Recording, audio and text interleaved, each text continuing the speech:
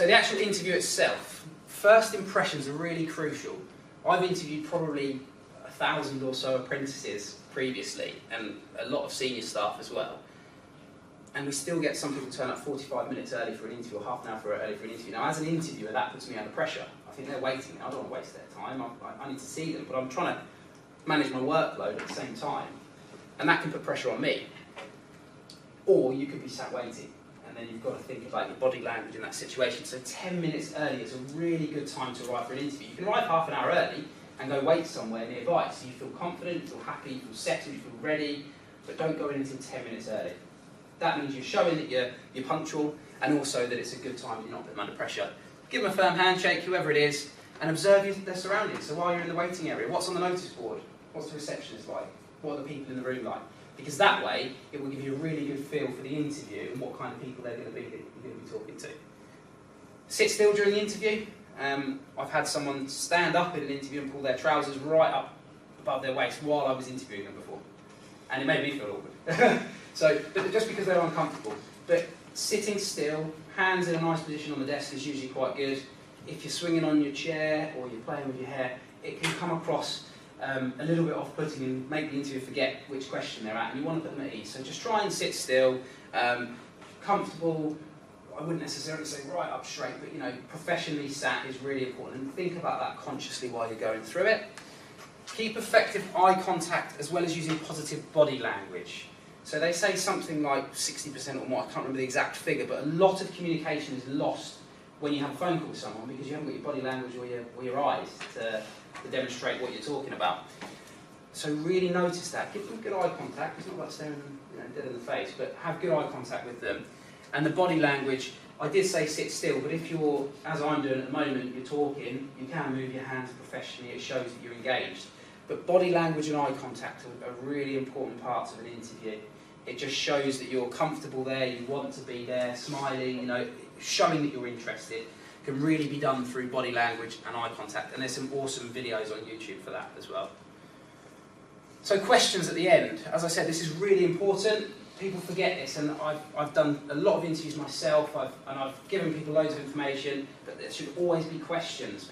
Job offers can be won or lost on whether you have good questions or not, because if you ask a good question that gets an interviewer thinking, then it shows you're really keen on the opportunity. And wherever the role is, wherever it is, you should have questions. So before the interview, if you prepare 5 or 6, if they cover 2 or 3 of them, you've probably got another 3. But asking 3 is crucial, and this goes back to, again, researching the interviewer and the company.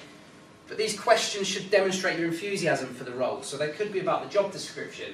How's this role going to develop? What does the first 6 months look like? What's my training program going to be like? Where's the company going in the next 5 years? Are you opening up another branch? What's your plans for the business? Or what's your management style like? How will I be managed? That kind of thing really shows that you're actually getting under the skin of the role and you really want to be there. You're not just going for the job for the sake of it. And then finally, try to save questions about the package, so the salary, the benefits. Try and save that for the stage of an offer. So if they actually come back to you and offer you the job, try and save it for them. But if you do really want to ask, it's really important to word that part question because it is important information. They should have provided it to you anyway, so you should know it or it should be somewhere. But if you don't, word it carefully. How much holiday do I get? Do I get paid sick pay? These are tough questions, and if you ask them, they might be thinking, are you thinking that this is the most important thing for you? You've got this one opportunity to ask me 3 questions, you're asking me about sick pay. We can talk about that, we'll send you a contract out, it'll all be in there. But actually, if you word it correctly, it can be done okay. And asking about sick pay, it could be, what are the benefits? What policies do you have on sickness and holiday, for example? But even now, trying to think of examples, they're tricky ones to ask. So just if you're going to, make sure you research how to word them properly before you go into the interview, because it could just edge it at the end there. So finally, the last thing we're going to be talking about is LinkedIn. Okay, I love LinkedIn. I think it's great. People say it's like Facebook for business. It is and it isn't. It's great because it's a really good way of networking. It's used for marketing, it's used for interviews. I've seen someone who's gone, I've just left college, someone helped me find a job, and it's got 4,000 likes because loads of business owners have shared it and someone's found a job within an hour or so because it's just skyrocketed. LinkedIn has managing directors on there. It has recruitment managers on there, it has salon owners on there, it has all sorts of people on there, and you're directly communicating with them, and they will see that you're actively looking, because you can set your profile to show that you're looking for a new job. It should be professional. So, you know, Facebook, there might be a bit more slang on there, or, you know, hashtag YOLO, that sort of thing. But on LinkedIn, it should be more professional. So it's like your online CV, but people can look at it as and when they like. So get a professional picture. You know, selfie's probably not best for this, but if you've got one where you're wearing something professional, you've been at a wedding, or you know, you look really smart, a picture of just you. I wouldn't have anyone else in it with you. It should just be you.